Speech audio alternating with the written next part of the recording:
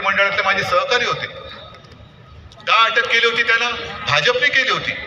केंद्रीय संस्था पाठवून, यंत्रणा पाठवून त्यांना अटक केली होती. कारण दाऊद बरोबर यांचे व्यवहार आहेत. एक पुख्ता सबूत है मेरे पास. देवेंद्र फडणवीसांची ती क्लिप आज सुद्धा माझ्याकडे आहे. आमच्याकडे ठोस पुरावा आहे. मग तो पुरावा कुठे ठोसला तुम्ही? कुठे गेला पुरावा?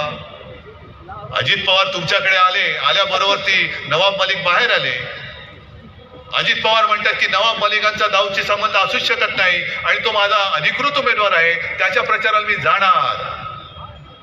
मग आता मी बघतोय आता हे कसं चालतं त्यांना. नरेंद्र मोदी जेव्हा मुंबईत प्रचाराला येतील तेव्हा सहकारी पक्ष आज माझ्या सोबत आहेत ना, काँग्रेसचे उमेदवार आहेत, राष्ट्रवादीचे उमेदवार बसलेत. सगळ्यांना आपल्याला जिंकून द्यायचंय.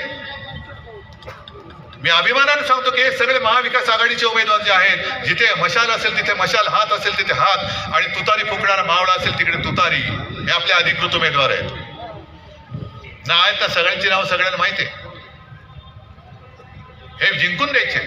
मग मोदीजी, तुम्ही तुमच्या महायुतीतल्या नवाब मलिकांचा प्रचार करणार आहात का?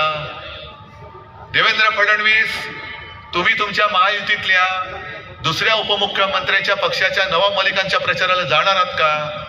आणि नसाल जाणार तर अजित पवारांना विचारतो, ते तुमच्या प्रचाराला येणार नसतील तरी देखील तुम्ही तिथे शेपूट हलवत बसणार का? हा जो काही सगळा वैचारिक गुंता करून ठेवलेला आहे,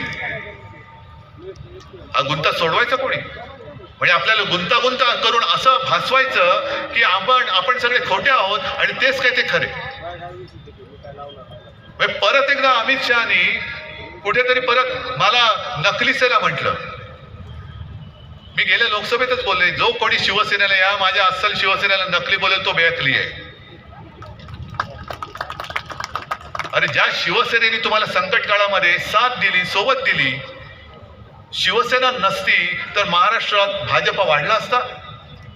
दिली असती भाजपने मतं? अजिबात नाही. आणि म्हणून आज मुलाखत घेताना एकाने पत्रकाराने प्रश्न विचारला, तुम्ही त्यांना काय सांगू इच्छिता? म्हटलं, मी कोण बाबा सांगणार? मी तर साधा माणूस आहे. पण माझं ऐकणार तर ते नाहीच आणि ऐकावं अशी माझी इच्छा पण नाही.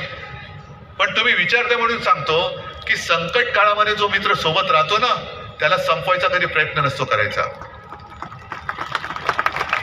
कारण संकट येतात आणि जातात. आयुष्यात संकट येणं जाणं चालूच असतं, पण संकट काळामध्ये मित्र सोबत असणे फार महत्वाचं असतं. संकट जातात, ते पुन्हा येऊ शकतात, पण एकदा का मित्र गेला तर पुन्हा मित्र कोणी येऊ शकणार नाही आणि तुमच्यावरती भरोसा कोणी ठेवणारच नाही. उद्या जे तुमच्यावरती संकट येणार आहे त्यावेळेला तुम्हाला कळेल की शिवसेनेसारखा एक दिलदार मित्र तुम्ही गमावलेला आहात. आम्ही तुम्हाला सगळं काही दिलं होतं.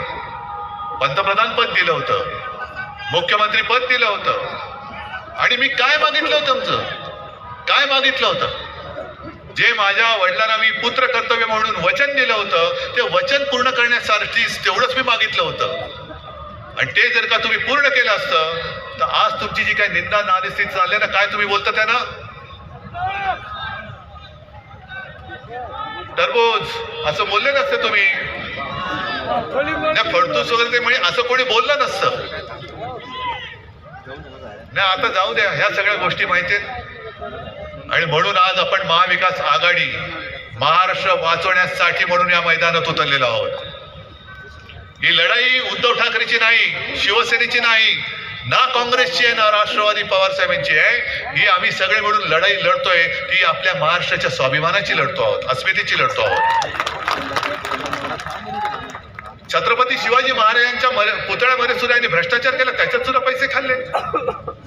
मग मी तुम्हाला विचारतोय, आपल्या दैवताचा पुतळा भ्रष्टाचाराने पैसे खाऊन उभारला, तो कोसळला, तुम्हाला राग आलाय की नाही आलाय? हा वार, ही जखम, ही महाराष्ट्राच्या जिवारी लागलेली आहे. अरे रस्त्यामध्ये पैसे खाता तुम्ही, सिंचनाच्या प्रकल्पात पैसे खाता तुम्ही, सगळीकडे जाऊ तिथे खाऊ.